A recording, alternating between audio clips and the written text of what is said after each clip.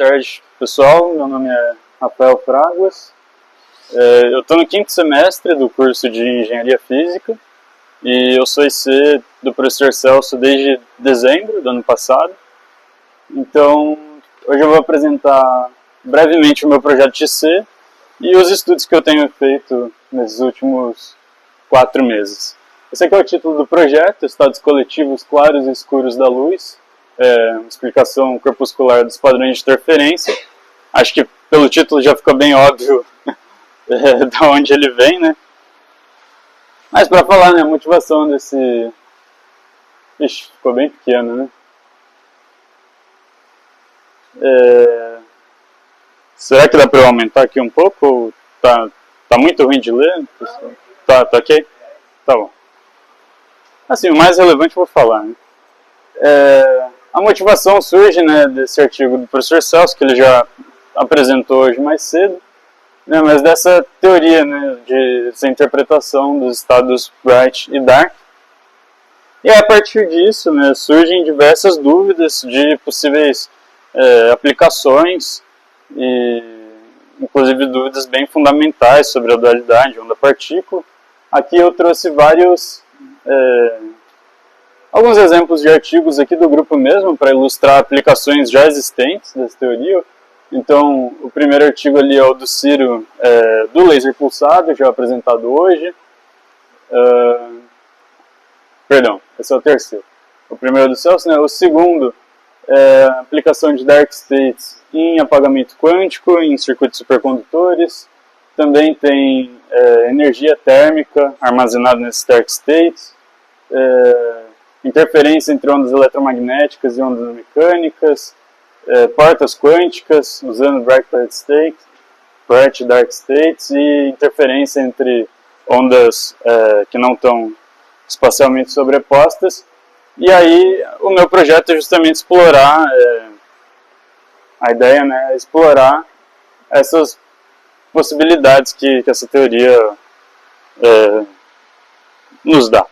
Enfim, especificamente, mas ainda de forma geral, os objetivos do projeto são fazer simulações numéricas de ondulatória, mas como introdução, assim, para pegar o jeito da coisa, estudar os fundamentos de mecânica quântica, a quantização do campo eletromagnético, os estados do campo, enfim, a interação radiação-matéria, os modelos de Rabi e James Caan, e para poder, enfim, fazer simulações de sistemas quânticos fechados e abertos, e aí fazer aplicações.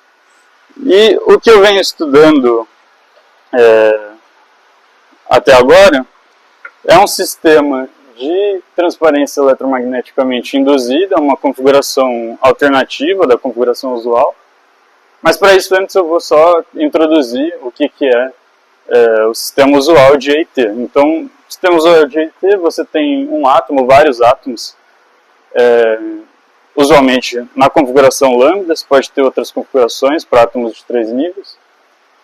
Mas enfim, usualmente essa é usada. E aí você aplica 2 lasers, né, 2 campos coerentes, chamados de probe e coupling, que vão acoplar as transições, no caso do probe, a transição do nível 1 por 3, e o coupling dos estados 2 e 3.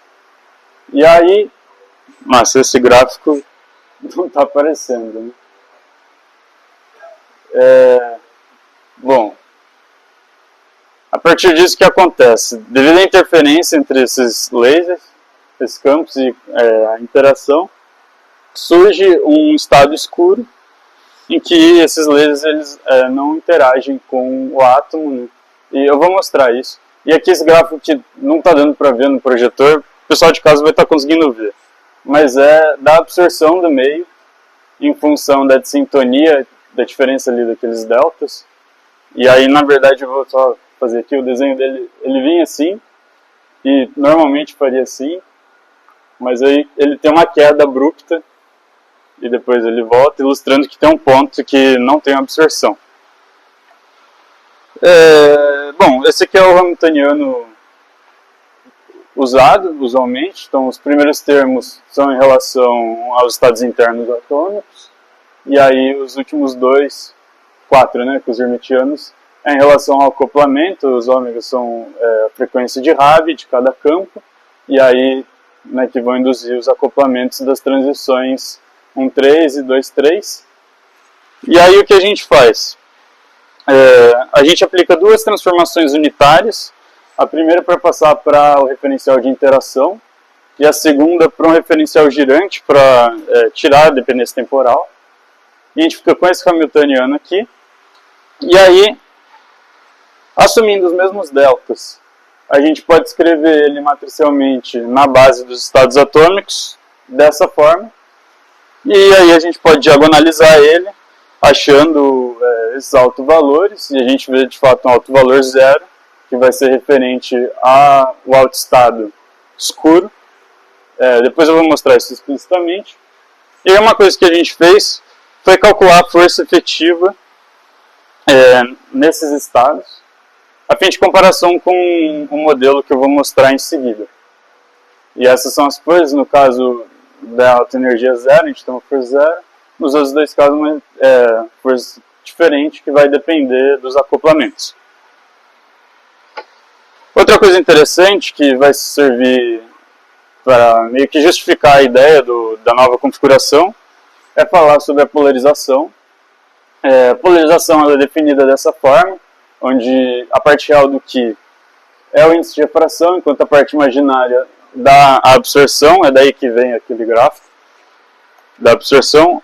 Mas por outro lado a gente pode escrever ela como o valor médio dos momentos de polo daqueles átomos por volume, que a gente pode escrever também em função do traço, né, do operador densidade com o momento de dipolo.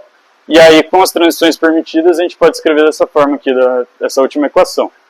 E aí o que a gente precisa para calcular a polarização, e assim calcular, né, tanto o índice de refração quanto a absorção, é achar essas componentes da densidade. E a gente faz isso a partir da equação mestra, e a gente assume que ela não tem dependência temporal, então aquela parte ali, né, o d dt vai ser zero. Enfim, com isso, a gente pode, esse gráfico também não está dando para ver, mas a gente pode achar, né, o índice de refração. Esse aqui é o índice de refração traçado. Eu vou só fazer o desenho aqui. Ele viria aqui para baixo, e aí faria isso aqui, mas o que acontece, ele vem e ele tem uma queda assim, abrupta, e depois ele volta. E, por outro lado, a gente sabe que a velocidade de grupo no meio depende desse índice de refração. E aí é com isso que consegue mudar a velocidade de grupo. Tem um artigo, inclusive, que eles conseguiram 17 metros por segundo. Se não me engano, depois conseguiram diminuir até mais. Mas, enfim. Então, esse é outro resultado também. Que daí que surgiu a ideia de propor essa configuração alternativa. O professor Celso que propôs, e a ideia é o seguinte: em vez de você ter um átomo ou vários átomos parados, e aí você manda dois lasers, né, dois campos viajantes nele, você tem duas cavidades ópticas, agora a gente vai tratar quanticamente, e você manda um átomo atravessar por elas. E aí para ver se surge algum efeito óptico ou mecânico nesse átomo. Então a gente usa um átomo, mesma configuração lambda, um átomo de 3 níveis, né, na mesma configuração. E esse aqui é o Hamiltoniano que a gente está usando para descrever esse sistema. Aceito sugestões, caso hajam, sobre como melhor descrever esse sistema. Mas aqui o primeiro termo é referente à energia interna do átomo, né? Aqui a gente não pôs o primeiro estado como referência, está diferente de zero. Agora a gente tem os termos de cada modo, né, com o operador número ali, e aí os acoplamentos. E agora os acoplamentos de cada campo, eles dependem da posição do átomo, né? E aí você tem os operadores de aniquilação, né, no espaço de Fock, né, e que vão acoplar a transição 1,3, a mesma coisa, e aqui o hermitiano para a volta.